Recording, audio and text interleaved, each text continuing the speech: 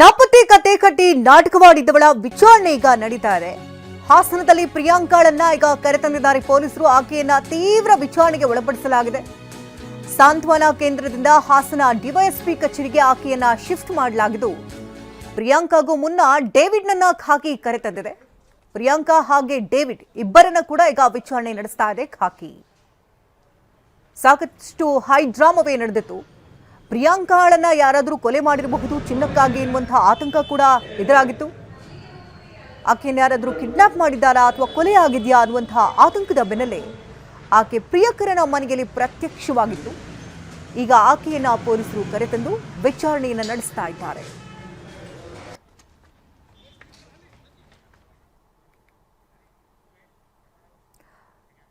ತುಮಕೂರಿನಲ್ಲಿ ಮಹಿಳೆ ನಾಪತ್ತೆ ಕೇಸ್ಗೆ ಟ್ವಿಸ್ಟ್ ಮೇಲೆ ಟ್ವಿಸ್ಟ್ಗಳು ಸಿಗ್ತಾ ಇದೆ.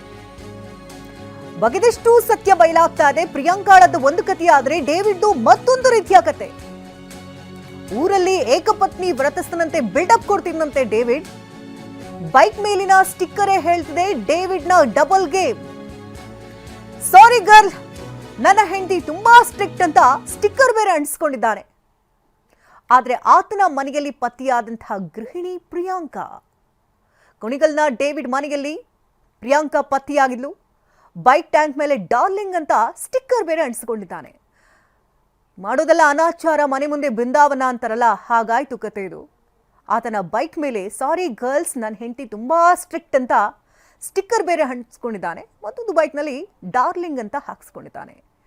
ಈ ಡೇವಿಡ್ದು ಕೂಡ ಒಂದೊಂದು ರೀತಿಯ ಕಥೆಗಳು ಬಯಲಾಗ್ತಾ ಇದೆ. 1.5 ವರ್ಷದ ಹಿಂದೆಯಷ್ಟೇ ಪತ್ನಿ ಜೊತೆ ಬಂದು ಅದೇ ಮನೆಯಲ್ಲಿ ವಾಸವಿದ್ದ ಈ ಡೇವಿಡ್. ಪತ್ನಿ ಜೊತೆಗೆ ಬಂದು ಅದೇ ಮನೆಯಲ್ಲಿ, ಬಾಡಿಗೆ ಮನೆಯಲ್ಲಿ 1 ವರ್ಷಗಳ ಕಾಲ ವಾಸವಿರ್ತಾನೆ. ಆದ್ರೆ ಕೆಲವೇ ತಿಂಗಳಲ್ಲಿ ಡೇವಿಡ್ ಪತ್ನಿ ವಾಪಸ್ ಹೋಗಿರ್ತಾಳೆ. ಬಾಡಿಗೆ ಮನೆಯಲ್ಲಿ ಒಂಟಿಯಾಗಿ 6 ತಿಂಗಳಿನಿಂದ ಡೇವಿಡ್ ಅದೇ ಮನೆಯಲ್ಲಿ ವಾಸವಿರ್ತಾನೆ. ಡೇವಿಡ್ ಬೆಕ್ಕಿನಂತೆ ಓಡಾಡ್ತಾ ಇದ್ದ ಅಂತ ಮನೆ ಮಾಲೀಕರು ಹೇಳ್ತಿದ್ದಾರೆ. ಮನೆಯಲ್ಲಿ ಬೇರೆ ಮಹಿಳೆಯನ್ನ ಕಂಡು ಮಾಲೀಕರಿಗೆ ಒಂದು ರೀತಿ ಶಾಕ್ ಆಗಿದೆ. ಹಲವು ದಿನಗಳಿಂದ ಡೇವಿಡ್ ಮನೆಯಲ್ಲಿ ಒಬ್ಬನೇ ಇದ್ದ ಅನ್ನುವಂಥ ವಿಚಾರ ಮಾಲೀಕರಿಗೂ ಕೂಡ ಗೊತ್ತಿರುತ್ತೆ. ಆದರೆ ಕಳ್ಳ ಬೆಕ್ಕಿನಂತೆ ಆಗಾಗ ಓಡಾಡ್ತಿದ್ದ ಅಂತ ಮನೆ ಮಾಲೀಕರು ಕೂಡ ಹೇಳ್ತಿದ್ದಾರೆ. ಆ ಮನೆಗೆ ಪ್ರಿಯಾಂಕಾ ಯಾವಾಗ ಎಂಟ್ರಿ ಕೊಟ್ಲು, ಏನು, ಯಾವ ಬಗ್ಗೆ ಕೂಡ ಅವ್ರಿಗೆ ಮಾಹಿತಿ ಇಲ್ಲ.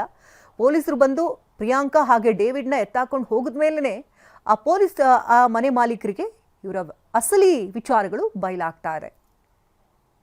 ಈಗಾಗಲೇ ಪ್ರಿಯಾಂಕಾ ಹಾಗೆ ಡೇವಿಡ್ನ ಪೊಲೀಸರು ಕರೆತಂದು ಡಿವೈಎಸ್ಪಿ ಕಚೇರಿಗೆ ಅವರಿಬ್ಬರನ್ನ ಕೂಡ ಶಿಫ್ಟ್ ಮಾಡಿದ್ದಾರೆ.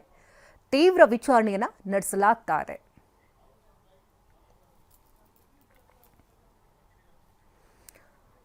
ಪ್ರತಿನಿಧಿ ಸ್ಥಳದಿಂದ ಪ್ರತ್ಯಕ್ಷ ವರದಿಯನ್ನು ಕೊಟ್ಟಿದ್ದಾರೆ. Take A look.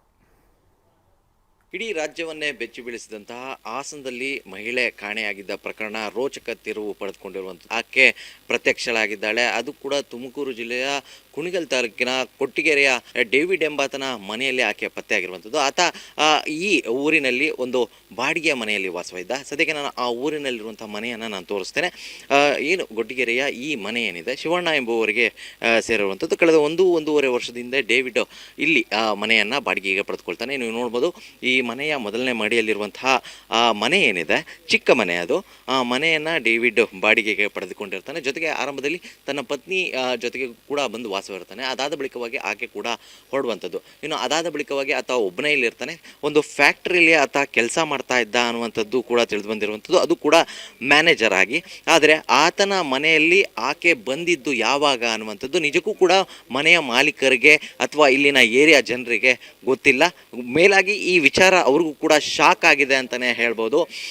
ಈ ವಿಚಾರ ಏನು ವಿಶೇಷವಾಗಿ ಇವತ್ತು ಅಂದರೆ ಅಲ್ಲಿ ಘಟನೆಯ ಬಳಿಕವಾಗಿ ನಿರಂತರವಾಗಿ ತನಿಖೆ ನಡೆಸ್ತಾ ಇದ್ದಂಥ ಪೊಲೀಸರು CCTV ಜಾಡನ್ನು ಹಿಡಿತಾರೆ. ಅದಾದ ಬಳಿಕವಾಗಿ ಆ ಮಹಿಳೆಯ ಹೆಜ್ಜೆ ಗುರುತನ್ನು ಬೆನ್ನು ಬೀಳ್ತಾರೆ.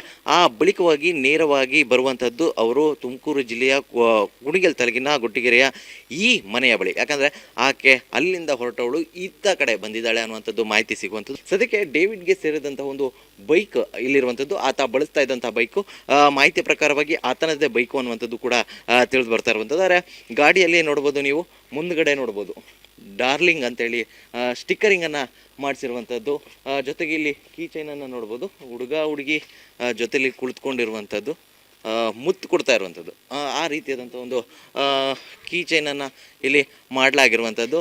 ಇನ್ನು ಅದರ ಜೊತೆಗೇನೆ ಒಂದು ವಿಶೇಷವಾಗಿ ಗಾಡಿಯ ನಂಬರ್ ಪ್ಲೇಟಲ್ಲಿ ನೋಡ್ಬೋದು.